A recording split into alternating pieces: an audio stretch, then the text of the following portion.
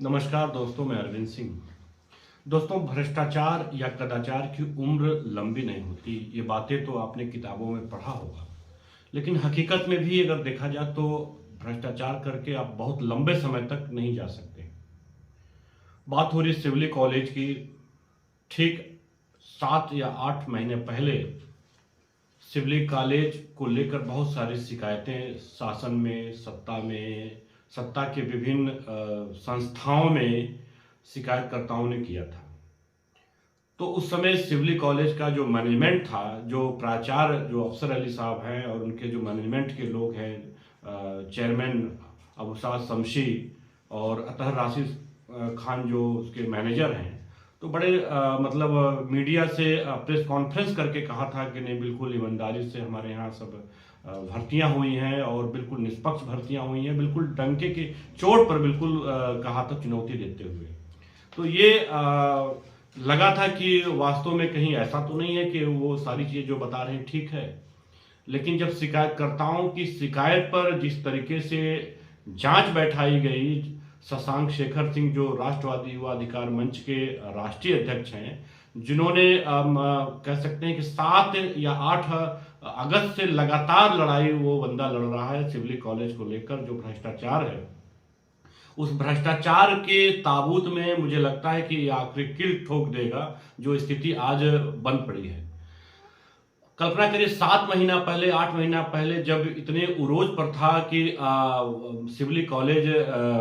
के लोगों ने, मैनेजमेंट ने, उसके प्राचार्य ने जिस तरीके से पीसी करके, प्रेस कॉन्फ्रेंस करके आरोप लगाया था कि ये जो कुछ लोग हैं जो उनको बदनाम करना चाहते हैं संस्था को, कुछ लोग हैं जो सिविल कॉलेज के मैनेजमेंट को बदनाम करना चाहते हैं, उनके भर्तियों को फंसाना चाहते हैं, रोकना चाहते हैं, इस तरह का दम भरा हुआ उन्होंने जो पीसी किया था। तो उसको देखने के बाद लग रहा था कि कहीं ऐसा तो नहीं है कि शिकायतकर्ता जो है वो झूठे आरोप लगा के वास्तव में सिविल कॉलेज को परेशान कर रहे हैं। लेकिन जैसे जैसे समय की रेखा पर चीजें बदलती गईं और जब मुख्यमंत्री कार्यालय से आदेश हुआ 18 अक्टूबर की तिथि में, और उसके बाद कमिश्नर को जांच अधिकारी बनाया गया,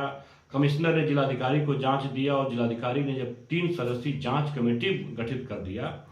तो लगा कि अब जांच परत दर परत चीजों को खोलती चली जाएगी। आज की डेट की ये स्थिति है कि जो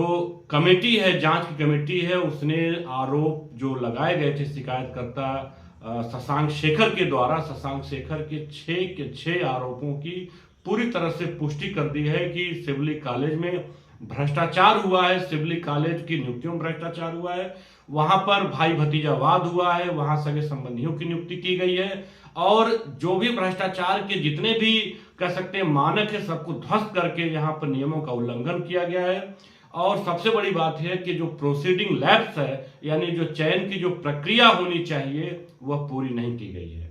दोस्तों, अगर चयन की प्रक्रिया, किसी भी चयन प्रक्रिया में अगर पूरी नहीं होती है तो उसके प्रोसीडिंग लैब्स कहते हैं, और वह एक तरह से नल एंड वाइड की स्थिति होती है, एक विधि रूप से शून्य की स्थिति होती है, वो शून्यता की स्थिति होती है जो सिविल कॉलेज में है। जो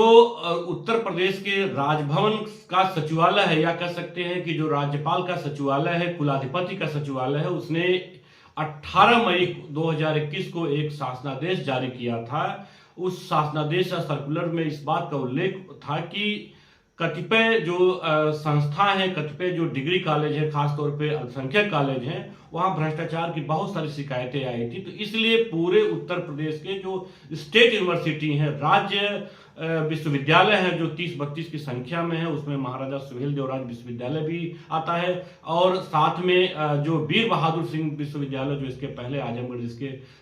संबद्ध होता था, यहाँ की जो डिग्री कॉलेज, वो भी आता है। तो ये 2021 में एक शासनादेश वहां से हुआ, एक समान चयन प्रक्रिया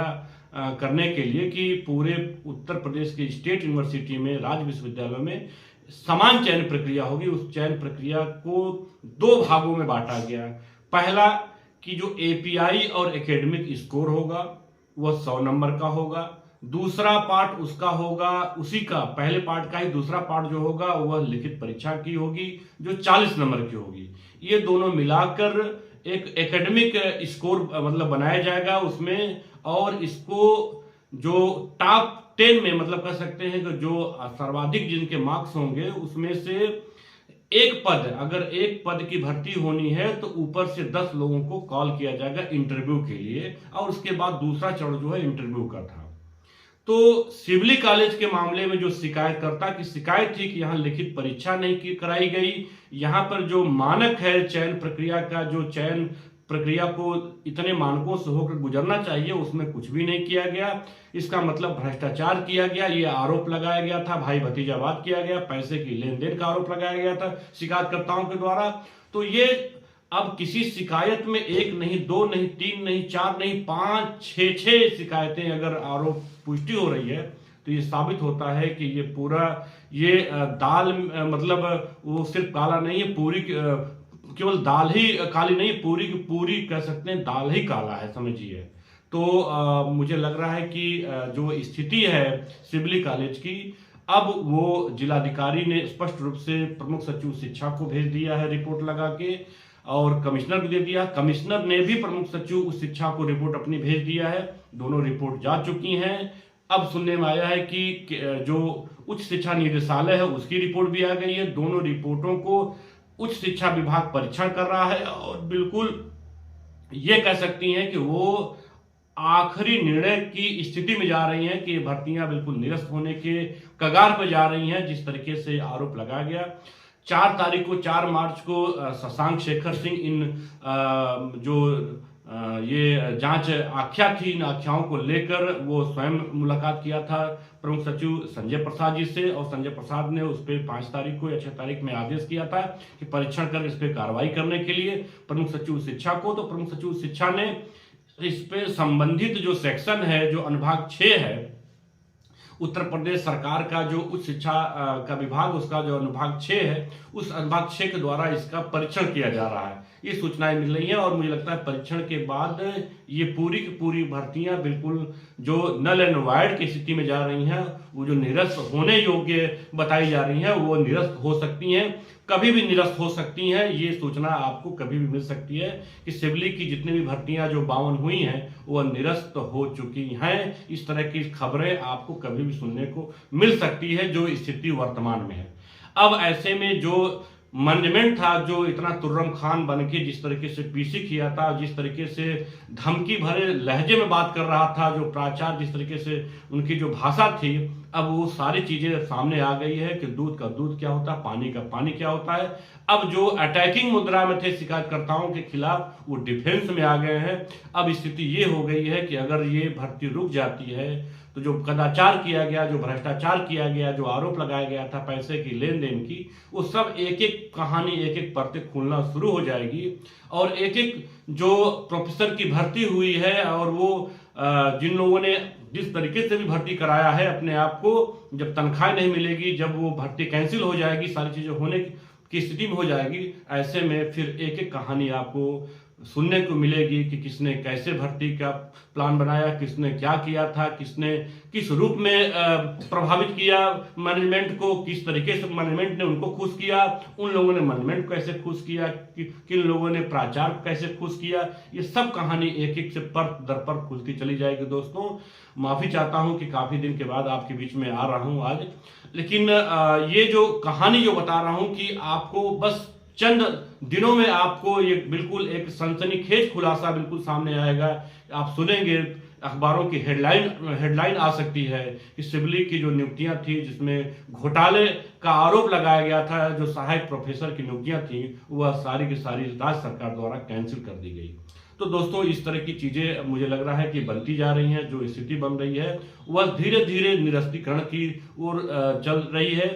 दैनिक जागरण ने अभी पिछले दिनों छापा था कि सिवली की नियुक्तियों पर निरस्तीकरण का तलवार लटक रहा है। बिल्कुल सच बात है। जो स्थिति है, किसी भी नियुक्ति प्रक्रिया में, किसी भी चयन प्रक्रिया में जो आरोप लगाए जाए, उसमें 6 के 6 आरोप अगर पुष्टि कर देता है कोई कमेटी, और भी 1 नहीं 2 नहीं 3 लोगों की कमेटी थी, जिसमें जो इस कमेटी ने जांच कराया, 2 मजिस्ट्रेट और थे, तहसीलदार मजिस्ट्रेट, जो सगे संबंधी रिश्तों की जांच कराई गई थी उन सहायक प्रोफेसर की कि मैनेजमेंट से उनके रिश्ते क्या थे, उसमें तहसीलदार मजिस्ट्रेट थे। उस कमेटी में कह सकते हैं रिपोर्ट भेजने में एसडीएम है, यानी प्रथम डिवीजन मजिस्ट्रेट है। तो कुल मिला के पूरे इस जांच कमेटी में 3 मजिस्ट्रेट हैं और एक मुख्य कोषाधिकारी हैं, दूसरे जो है वो डिवाइस संजिला विद्यालय निरीक्षक हैं।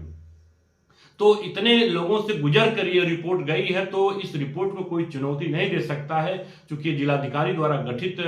कमेटी थी और यह एक तरह से मतलब कह सकते हैं कि अपने आप में ये मजिस्ट्रेट की रिपोर्ट है, तो इसको कोई चुनौती नहीं दे सकता है। और ये रिपोर्ट अपने आप में बताने के लिए काफ़ी है कि सिवली कॉलेज में भ्रष्टाचार हुआ है, जमकर कदाचार हुआ है, नियमों की धज्जियां उड़ाई गई हैं और जितने भी स्थापित नियम हैं सबको ताक पर रखकर जो उल्लंघन किया गया है और अपने घर की बाप की बपौती बनाकर पूरे कॉलेज को, संस्था को चलाने का प्रयास किया गया है, नियम और कानून को धज्जियां उड़ाई गई हैं। ये सारे कुछ देखने के बाद अब लगता है कि यह पहली बार हो रहा है या पहली बार पकड़ में आया है। ये तमाम तरह के सवाल अब उठना शुरू हो गए हैं। फिलहाल सिवली कॉलेज की भद्द पीट रही है। देश और दुनिया में जहां भी सिवली कॉलेज से लोग जुड़े हुए हैं, आजमगढ़ से जुड़े हुए हैं, जो सिवली कॉलेज को अपना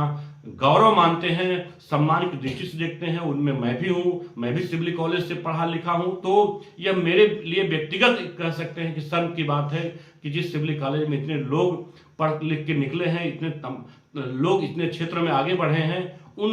उस संस्था के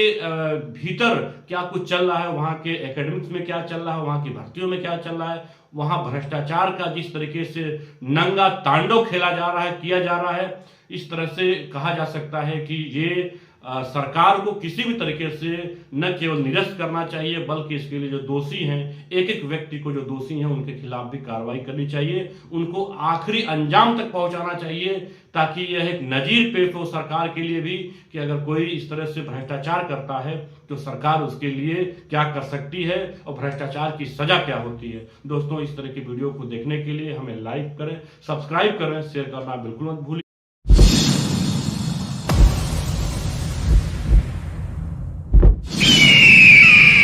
आप देख रहे हैं शार्प रिपोर्टर।